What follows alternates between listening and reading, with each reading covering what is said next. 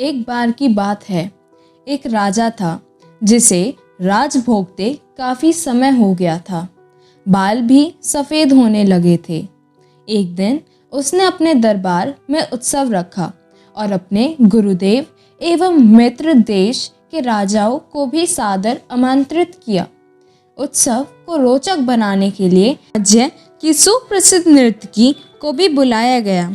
राजा ने कुछ स्वर्ण मुद्राएं अपने गुरुजी को भी दी ताकि नर्तकी के अच्छे गीत व नृत्य पर वह उसे पुरस्कार दे सके।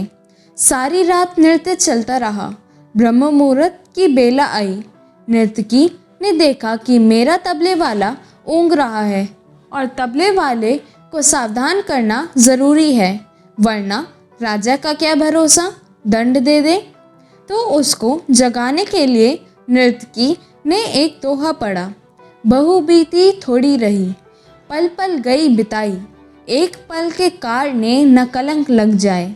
अब इस दोहे का दरबार में उपस्थित सभी व्यक्तियों ने अपनी अपनी सोच के अनुरूप अलग अलग अर्थ निकाला। तबले वाला सतर्क होकर तबला बजाने लगा। जब ये दोहा गुरुजी ने सुना तो गुरुजी ने सारी मोहरें उस नर्तिका को अर्पण कर दी।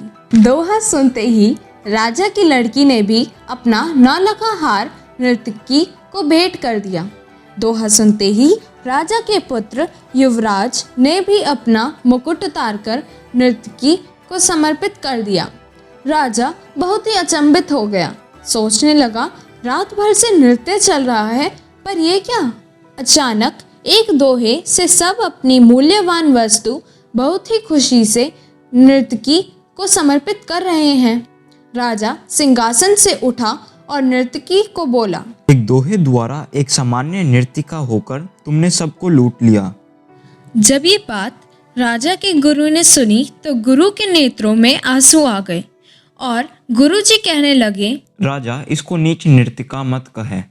यह अब मेरी गुरु बन गई है, क्योंकि इसने दोहे से मेरी आंखें खोल दी। दोहे से यह कह रही है, मैं सारी उम्र जंगलों में भक्ति करता रहा और आखिरी समय में नर्तिका का मुजरा देखकर अपनी साधना नष्ट करने यहाँ चला आया हूँ। भाई, मैं तो चला। यह कहकर गुरुजी तो अपना कमंडल उठाकर जंगल की ओर चल पड़े। राजा की लड़की ने कहा, पिताजी, मैं जवान हो गई हूँ। आप आंखें बंद किए बैठे हैं।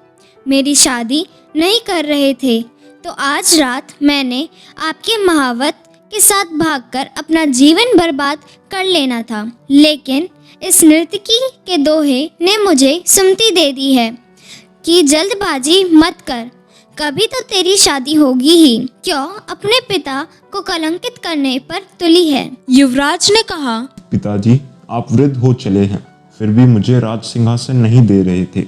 मैंने आज रात ही आपके सिपाहियों से मिलकर आपका कत्ल करवा देना था, लेकिन इस नर्तकी के दोहे ने समझाया कि पगले, आज नहीं तो कल आखिर राज तो तुम्हें ही मिलना है। क्यों अपने पिता के खून का कलंक अपने सर पर लेता है? धैर्य रख। जब ये सब बातें राजा ने सुनी तो राजा को भी आत्मज्ञान हो गया। राजा के मन में वैराग्य आ गया। राजा ने तुरंत फैसला लिया, क्यों ना मैं अभी युवराज का राज तिलक कर दूं। फिर क्या था, उसी समय राजा ने युवराज का राज तिलक किया और अपनी पुत्री से कहा, पुत्री, दरबार में एक से एक सुंदर सुशील राजकुमार आए हुए हैं।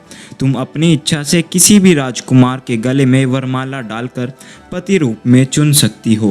राजकुमारी ने ऐसा ही किया और राजा सब कुछ त्याग कर जंगल में गुरु की शरण में चला गया। ये सब देखकर नर्तकी ने सोचा, मेरे एक दोहे से इतने लोग सुधर गए, लेकिन मैं क्यों नहीं सुधर पाई। उसी समय नर्तकी में भी वैराग्य आ गया।